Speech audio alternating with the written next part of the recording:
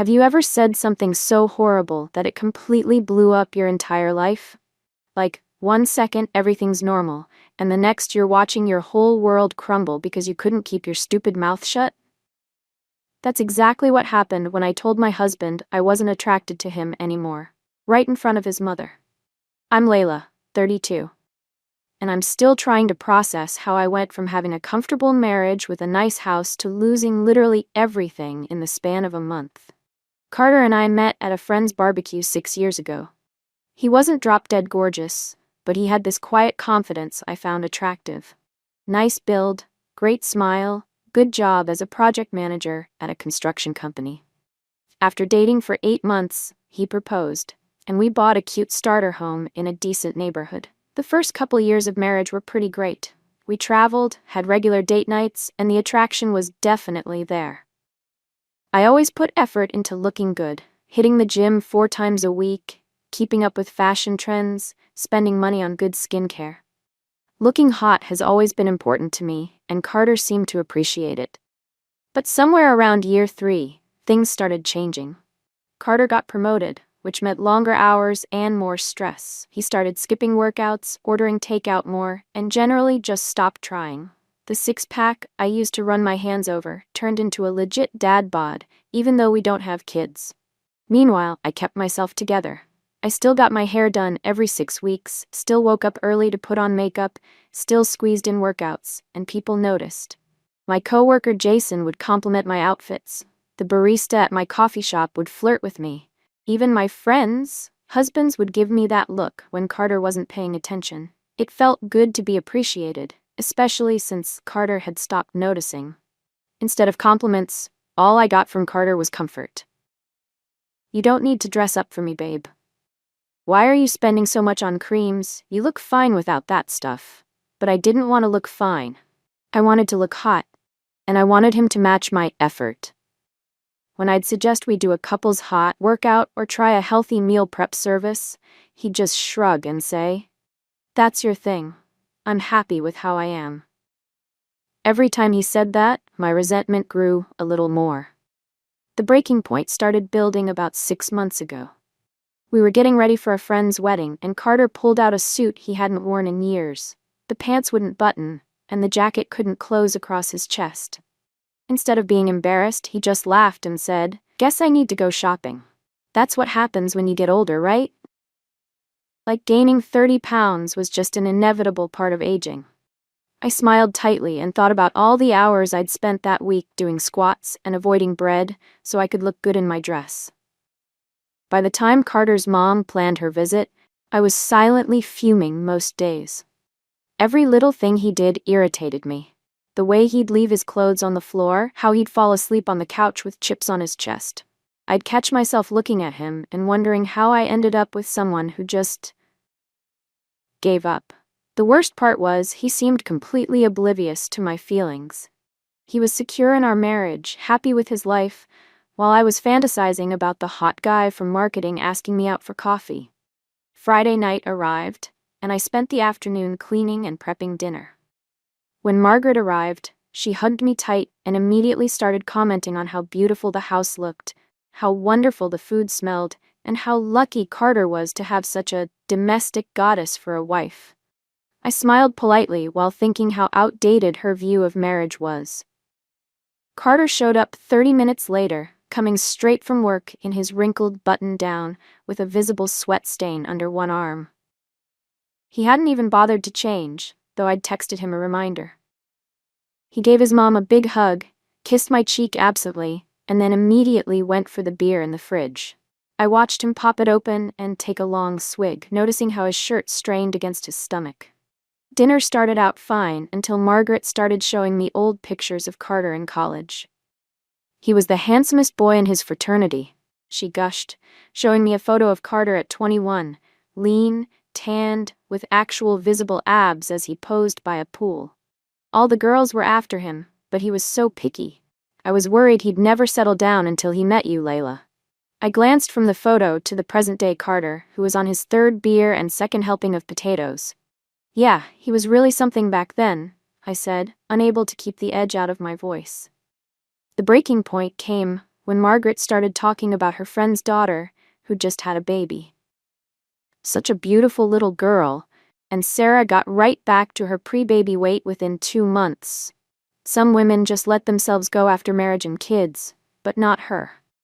She turned to Carter with a wink. Speaking of which, when are you two going to give me some grandchildren? You're not getting any younger. I'd been sipping wine throughout dinner, probably more than I should have. Carter chuckled and patted his stomach. Mom, stop pressuring us. Besides, I'm clearly not in dad shape yet. I've still got more growing to do, he joked, and they both laughed. Something in me snapped. That's not funny, Carter. You're not growing, you're gaining weight because you stopped taking care of yourself. Unlike some people, I still make an effort. The words came out sharper than I'd intended, and both of them stopped laughing. Margaret looked uncomfortable but tried to smooth things over. Oh, Layla. Men just age differently. Besides, Carter's always been handsome, just like his father. You're such a lucky girl to have snagged such a catch. That was it, the final straw. 3 years of resentment, 6 months of active disgust, and 3 glasses of wine crystallized into one terrible moment. Lucky? I laughed, the sound brittle and harsh. I'm not attracted to him anymore. Not since he decided that marriage meant he could stop trying. The words hung in the air like smoke from a gun. Carter's face went from shocked to hurt to cold in the span of seconds. Margaret's mouth opened and closed, no sound coming out. The silence was deafening until Carter finally stood up. Mom, I'm sorry, but I think dinner's over, he said, his voice frighteningly calm. I'll drive you to your hotel. Carter, wait, I started, suddenly realizing what I'd done. Not now, Layla.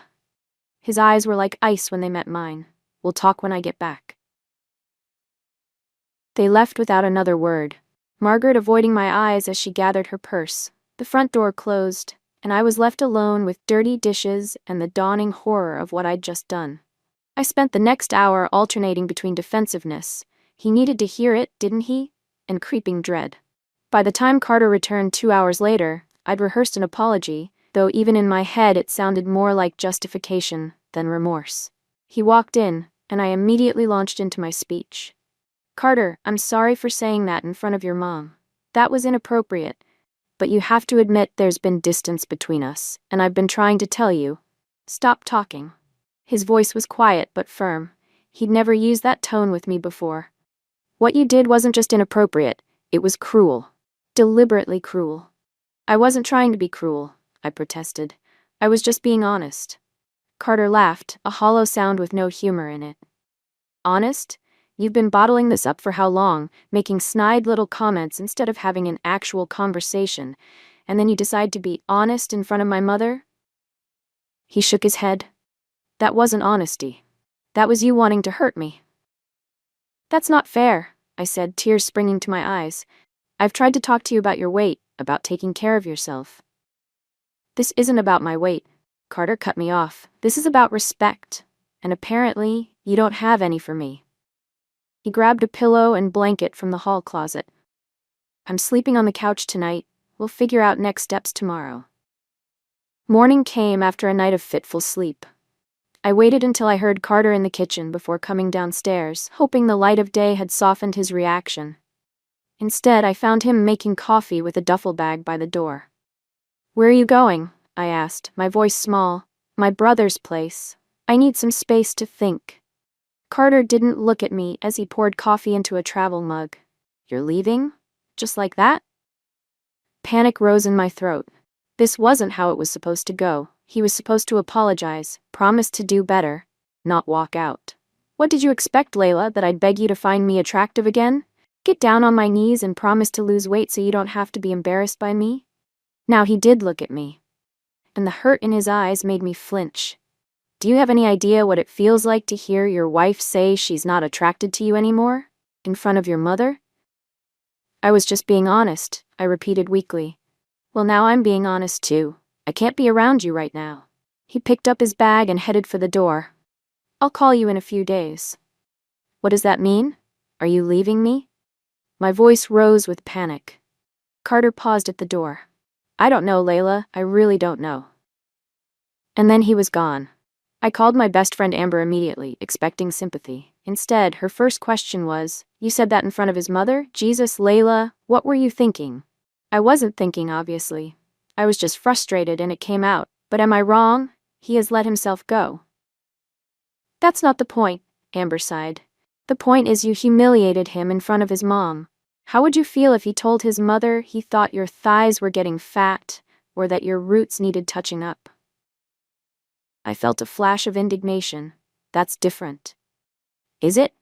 Look, I get that physical attraction is important to you, but there are ways to address that without destroying someone's self-esteem in front of their family.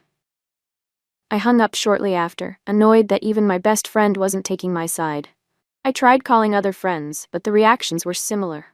Varying degrees of shock and disapproval. By Sunday night, with still no word from Carter, I was starting to realize that maybe I'd really messed up. Monday at work, I found myself checking my phone constantly, waiting for a text or call from Carter. Jason, the coworker who usually flirted with me, stopped by my desk to ask about my weekend. When I gave a vague answer about family drama, he lingered, clearly fishing for more details. Suddenly, his attention didn't feel flattering anymore. It felt hollow, compared to what I might have lost.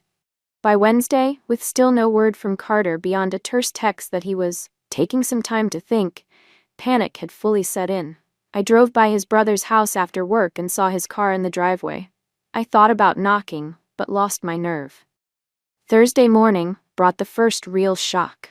I checked our joint account to pay bills and noticed a large withdrawal. $5,000 transferred to Carter's personal account. My hands shook as I called him, and for the first time in nearly a week, he picked up. "Why did you take money from our joint account?" I demanded. "I need to establish my own finances," he replied, his voice distant. "Don't worry, I calculated exactly half of what was in there. The rest is yours." "Establish your own finances? What are you talking about?" There was a pause, then, "I've been talking to a lawyer, Layla. I think we need to separate, at least for now." The world tilted sideways. "A lawyer? Separation? You can't be serious. Over one fight?" "It wasn't just one fight," Carter said quietly. "It was a moment of clarity. You showed me exactly what you think of me, and I realized I deserve better than to be with someone who doesn't respect me or desire me." "That's not fair," I protested. "You're the one who changed, not me. You stopped trying." "And you stopped seeing me as a person with feelings," he cut in. "You saw me as an accessory, something to match your image. Did you ever stop to think that maybe I gained weight because I've been working 60-hour weeks to afford the house you wanted? Or that maybe I was comfortable because I thought our relationship was about more than how I looked?" I was speechless. Was that really how he saw it? "I need to go," he said. "My lawyer will be in touch. I'd appreciate it if you didn't come by Dave's house again. I saw you drive by yesterday." The call ended, and I sat stunned. This couldn't be happening. Carter was the steady one, the one who always forgave. He couldn't just walk away from 5 years of marriage over one comment. Could he? But as days turned into weeks with nothing but cold communications about bills, the reality began to sink in. Carter wasn't coming back. And the worst part?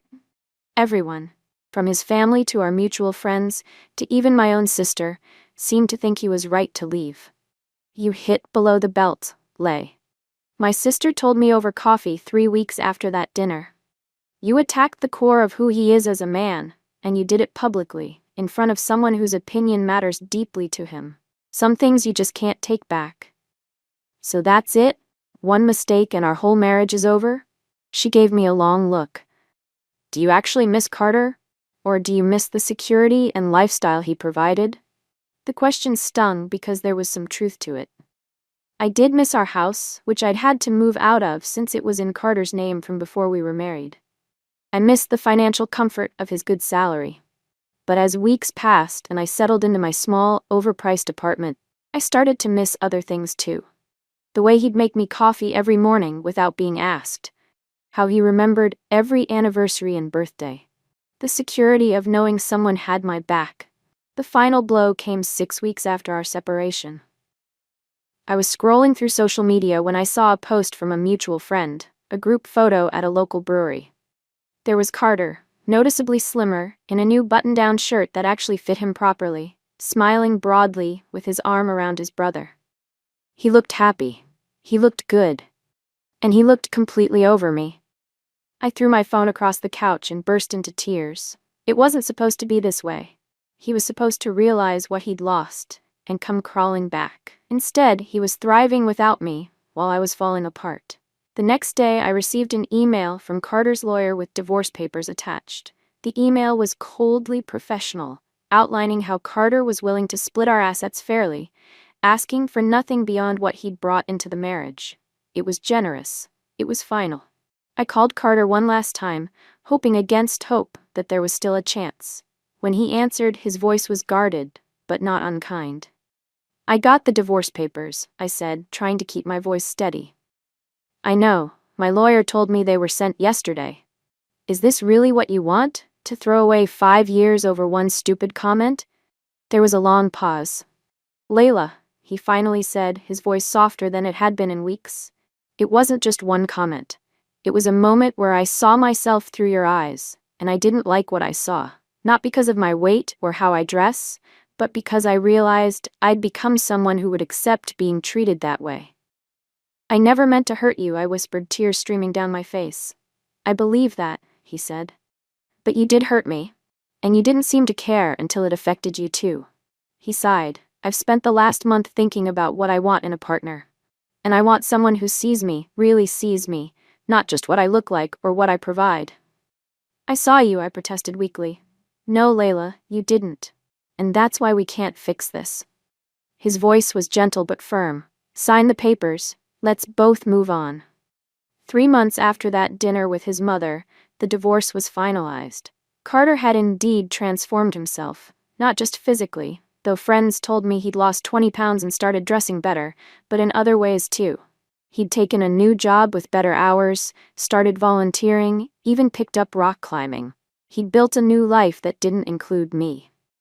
Meanwhile, I was stuck in a holding pattern, dating apps downloaded but rarely opened, going through the motions at work, telling myself I was better off without a husband who couldn't match my standards. But in the quiet moments, usually late at night, I had to admit the truth. I'd had something real, something valuable, and I'd thrown it away because I couldn't see past the superficial changes. I saw Carter one last time at a mutual friend's wedding 6 months after our divorce. He looked good. Better than good, actually. The confidence he'd had when we first met was back, amplified now by an ease in his own skin that was undeniably attractive. He was there with a date, a pretty brunette, who looked at him with genuine admiration. When our eyes met across the room, he gave me a small, polite nod. The kind you give to someone you used to know, but have no desire to reconnect with. And that's when I finally understood what everyone else had known all along. I didn't deserve him. Not because he was perfect. He wasn't. But because I hadn't been able to love him for who he was, only for who I wanted him to be. It was the hardest lesson I've ever learned, and one I'm still working to accept. So that's how one thoughtless comment, fueled by wine and shallow resentment, destroyed my marriage and changed my life. Sometimes I wonder what would have happened if I'd kept my mouth shut that night, if I'd found a kinder, more private way to address my concerns. But mostly, I wonder if I'll ever find someone else willing to give me what Carter did, and if I'll be wise enough to recognize its value this time around.